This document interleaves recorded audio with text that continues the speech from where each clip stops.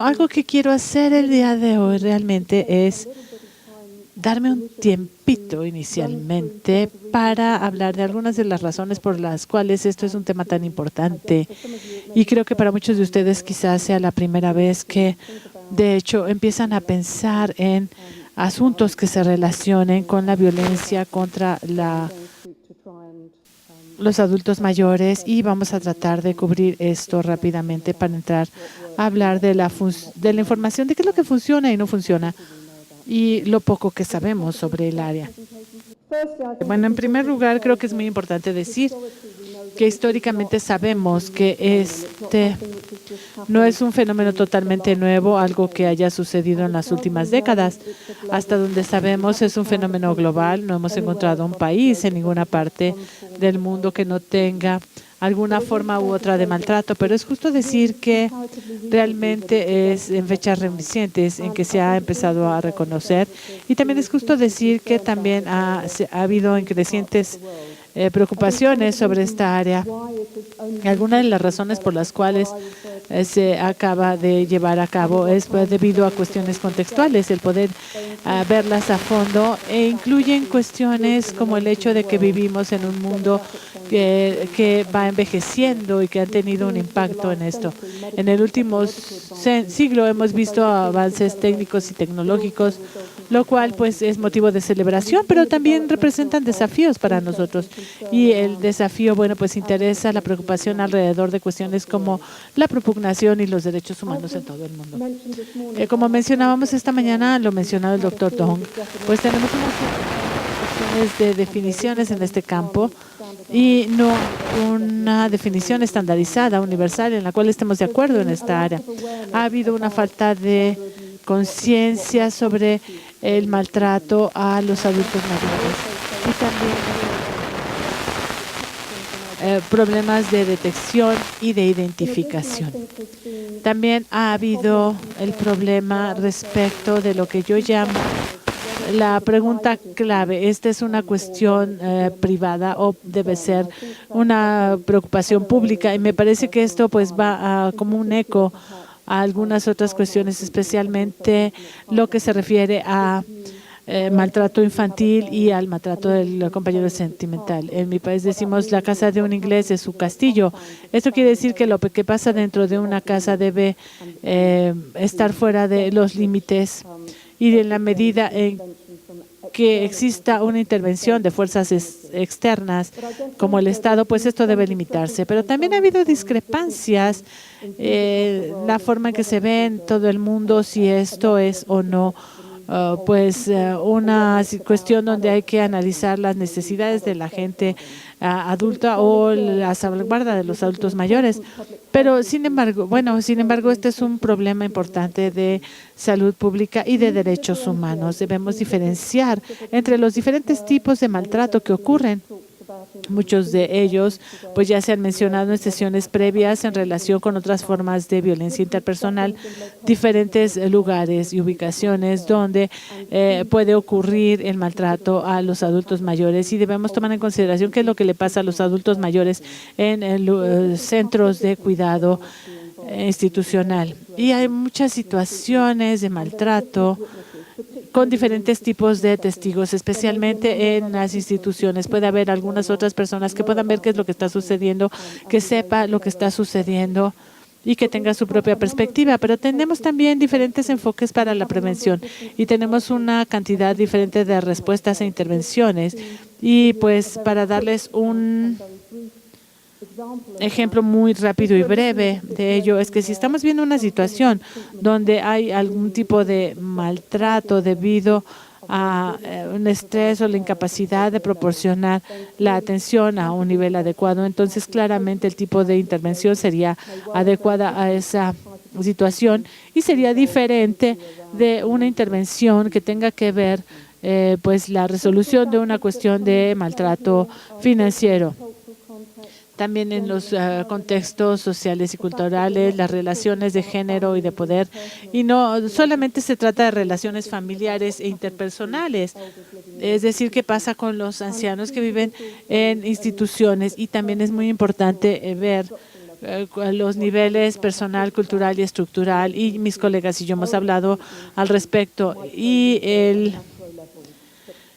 el maltrato a los adultos mayores existe a los niveles macro y micro. Y bueno, pues el doctor Dong esta mañana pues nos decía que ha habido mucho tiempo en que se ha trabajado, va a meritar exploración en el futuro, y para algunos de nosotros pues saber cómo podemos establecer las dificultades estructurales entre las diferentes edades en muchos países del mundo para tratar realmente de resolver estas cuestiones. En términos de responder al abuso y maltrato de adultos mayores, tenemos muchas preguntas. ¿Esto está sucediendo debido a la edad y nada más a la edad? ¿Hay una complicación en cuanto a la atención que se les brinda? Si esto viene de una perspectiva de violencia intrafamiliar, puede haber algunas cuestiones que tengan que ver con prevención, protección e incluso el castigo a quienes cometan los actos de violencia. Y también pueden haber algunas tensiones aparentes que tienen que ver una orientación en cuanto a la prestación de servicios y el bienestar de las personas y quizá la protección y la seguridad de los mismos, y las perspectivas que son más claras en su orientación penal y judicial.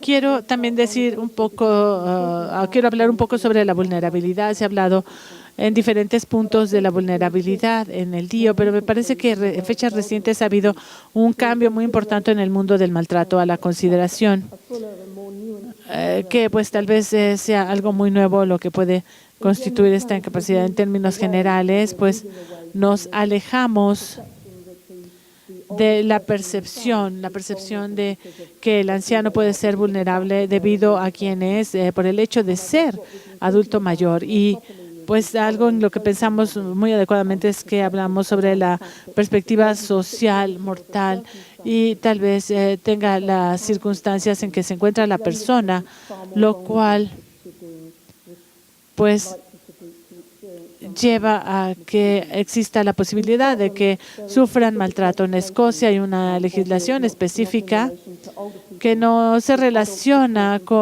pero sí bastante con adultos mayores, que es la ley de adultos en riesgo que entró en vigor en 2007. Y ellos han tomado el enfoque de hablar de los adultos en riesgo.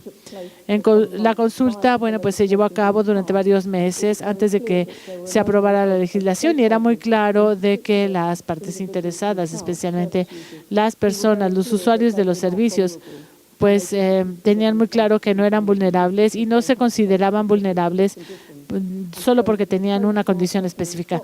Así que el enfoque que ahora se toma en Escocia es adultos en riesgo de daño. Pero claramente hablamos de los sistemas, las relaciones, la evaluación de riesgos y su gestión, y también en la habilitación de riesgos, permitir que los adultos tomen los riesgos que deben tomar en su vida diaria y del derecho a tomarlos. También la protección y la prevención. Hablamos de los elementos de protección y de reacción. La protección ante el maltrato que vemos pues tiene diferentes tipos de reglas, de procedimientos, de reglamentos, y debemos tomar acción para proteger y concentrarnos en reducir el riesgo a niveles aceptables. También en algunos lugares, mi propio país está incluido en esto, tenemos enfoques en los marcos legales, especialmente en cuanto a la prestación de servicios de atención, de manera que puede haber reglamentos respecto de asilos, hospitales, casas de retiro, y en lugares donde, bueno, pues puede haber agencias o dependencias externas.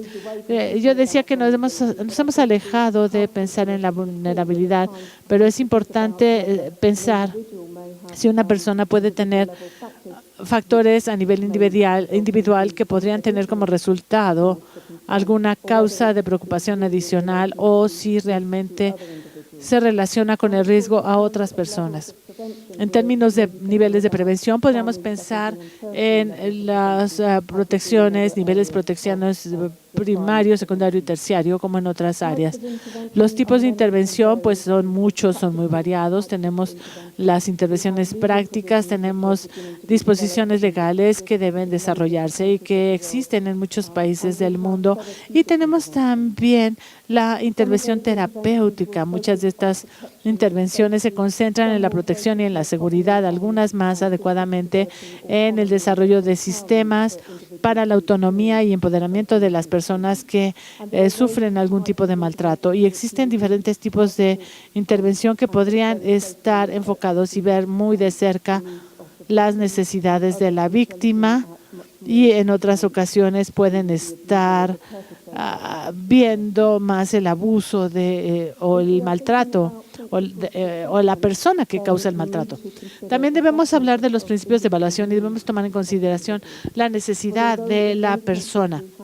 En muchos países tenemos la noción de tener una evaluación analista, que debemos trabajarla en cuestiones de la prevención a la violencia, especialmente en situaciones donde podría ocurrir algún tipo de maltrato. Y debemos tener un enfoque dentro de la situación de abuso y lo que puede suceder en esa situación. Este enfoque holístico debe también incluir el enfoque en el maltrato. También tenemos algunas preguntas en muchos países diferentes respecto a qué es lo que está sucediendo, la evaluación de una persona que va a sufrir el maltrato o una investigación.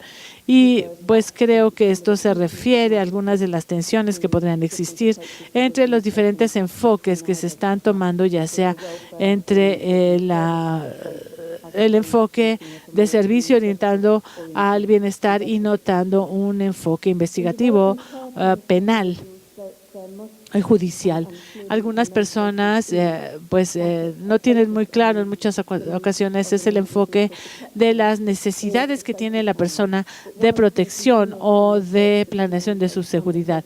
Y algo que se ha tomado en una serie de países es que los adultos mayores son como muchos otros adultos y les gusta tomar sus propias decisiones y tienen la capacidad de hacerlo. Y de hecho, si hablamos con la gente y les preguntamos si prefieren ser autónomos o bien estar protegidos, no se sorprendan si las personas nos dicen que prefieren ser autónomos y tomar sus propias determinaciones y que no quieren que otras personas los estén protegiendo. Pero debemos ver estas áreas respecto de la evaluación de riesgos, la gestión de los riesgos y cómo habilitamos a la gente para que tome todo el riesgo posible. Y me parece que también es muy importante pensar lo que dijo Olive Stevenson, el trabajador social académico en el Reino Unido, pues mencionó que era la responsabilidad protectora. Hablamos del hecho de que en ocasiones quizás sea necesario que los profesionistas actúen de manera protectora, pero también responsable, y deben tener mucho cuidado respecto de las responsabilidades éticas para con las personas con las que trabajan. Debemos hablar un poco sobre el informe europeo sobre el maltrato de adultos mayores que se publicó en la oficina de la OMS en Europa hace algunos años. Fue un informe muy completo que veía diferentes áreas, por ejemplo, la evidencia en países europeos que se relacionaba con el problema, los factores de riesgos y algunos otros capítulos más adelante en el documento que puedo recomendarles tomaban en consideración la evidencia alrededor de la prevención, la intervención, las políticas y la determinación de programas, siendo un documento de la OMS con un grupo asesor que trabajaba en las diferentes áreas. Hablamos sobre los diferentes enfoques que íbamos escuchando en presentaciones previas, enfoques universales, con enfoque en la población en general y también un enfoque de todo el grupo. Los enfoques selectivos que se dirigen a las personas que están en riesgo y a los objetivos en general. Los enfoques organización deben buscar la mejora de la práctica profesional y también puede haber enfoques con múltiples componentes, pero debido al hecho de que este es un área relativamente nueva, bajo investigación, estoy seguro que no van a sorprenderse si les digo que en el momento hay muy poca evidencia, muy limitada, hay muy pocos estudios para nosotros buscar la información. Así que el informe incluía, pues digamos, un enfoque bastante amplio en la cobertura e incluía el analizar toda el área que carece de apoyo social. También debía incluir la consideración de lo que se está llevando a cabo en relación con el envejecimiento, pero no cubría algunas cuestiones de prevención más grande, por ejemplo, el trabajo en algunas habilidades y relaciones. Y tratar de mejorar las relaciones en los individuos.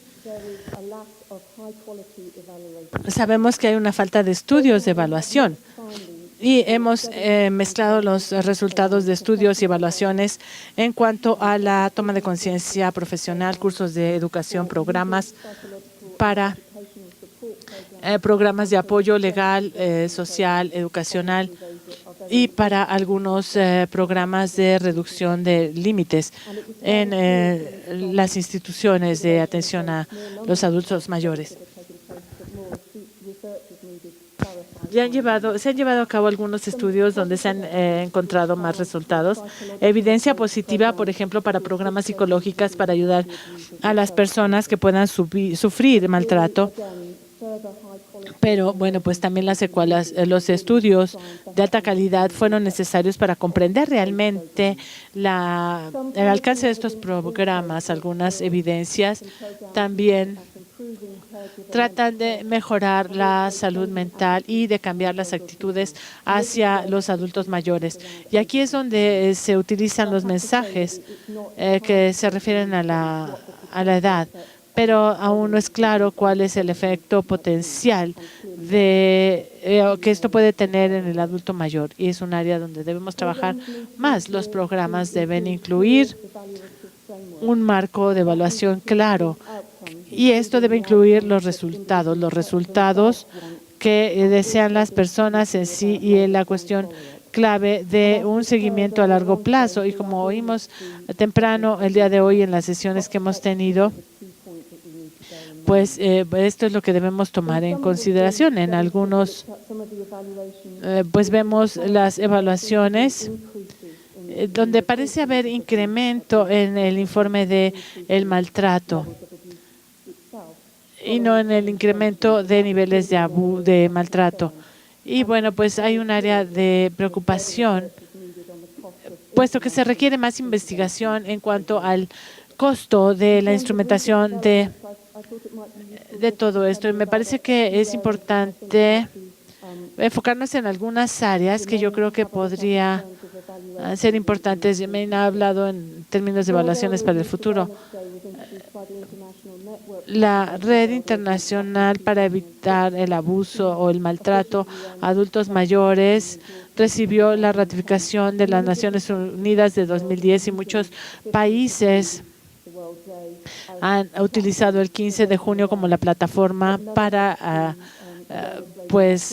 pedir conciencia al respecto, y las actividades deben apoyar con los componentes. Ha habido iniciativas a nivel europeo y también investigación en el programa DAFNE de investigación con mujeres y niños que previamente contenía elementos que pues analizaban mujeres mayores, también efectos muy específicos, proyectos muy específicos, y a nivel política es un programa que tiene que ver con el monitoreo a largo plazo. Entonces, pues también es un documento que también trabaja con el trabajo de la OMS en la región europea. El equilibrio entre la violencia y la prevención ha ayudado mucho en términos de los desarrollos. Y también el grupo de trabajo abierto de las Naciones Unidas está trabajando con mucha muy activamente para poder desarrollar los derechos humanos de adultos mayores. Y con todo gusto quiero decirles que el año pasado pues fuimos a una junta de expertos en relación con el equilibrio contra las mujeres. Y algunas de las cuestiones de las que estamos hablando aquí, pues obviamente también han surgido allá. La investigación a futuro, pues tenemos que saber más sobre los grupos vulnerables, los factores de protección de riesgo. Conocemos los factores de riesgo. Debemos ver qué es lo que está sucediendo con la persona que vive en instituciones y cuestiones económicas que también tienen que ver en los sistemas financieros de maltrato y explotación, porque claramente esto es crucial para este grupo de edades más avanzadas. Y al ir avanzando, pues encontramos la forma de ponernos al día en cuanto a mejorar la prevención, la toma de conciencia en estos campos.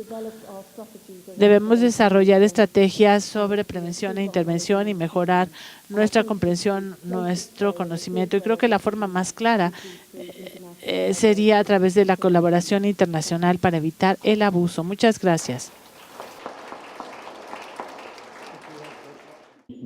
Voy a ser muy breve.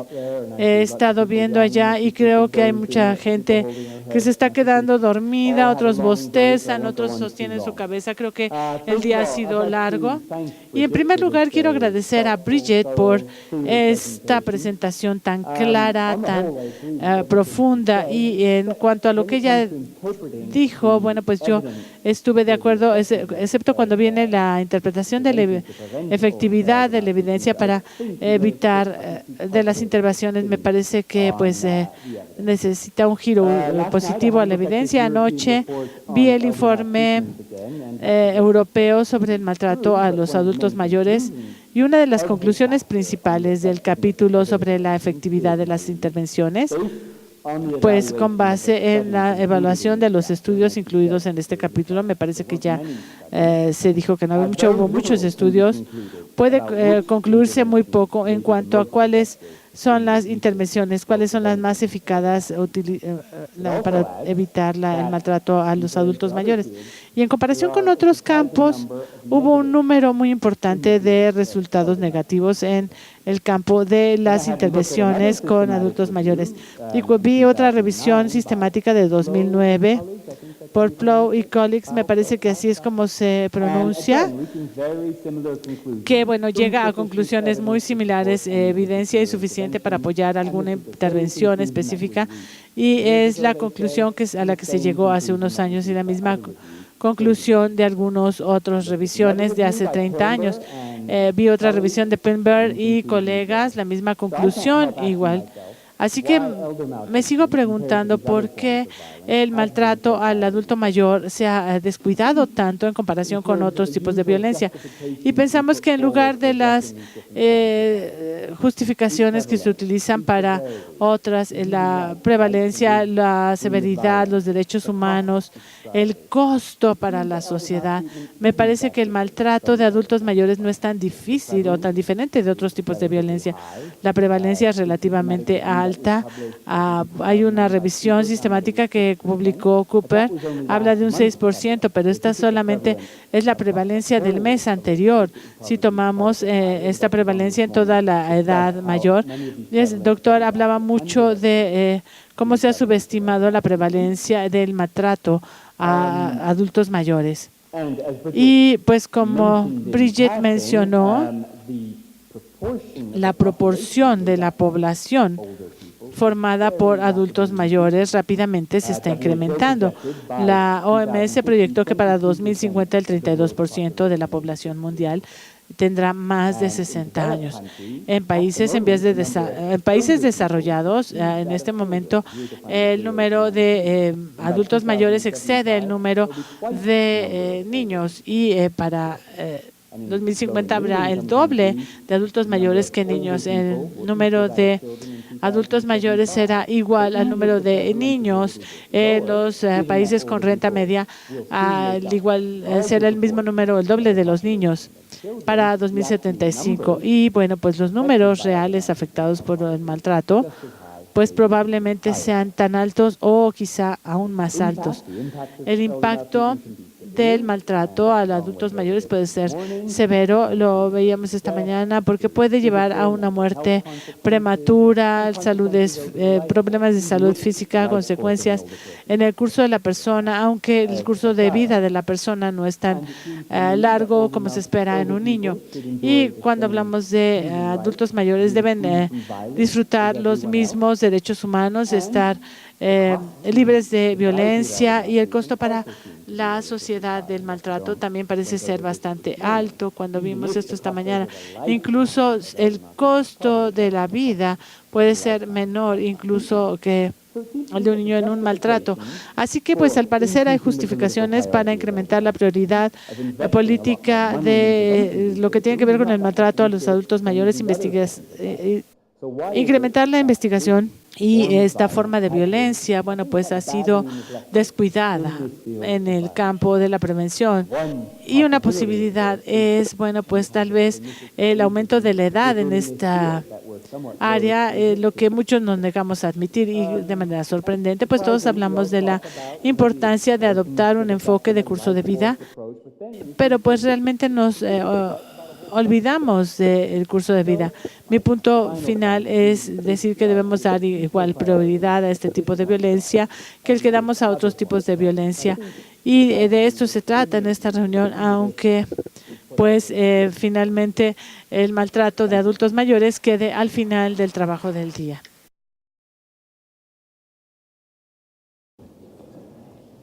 Buenas tardes.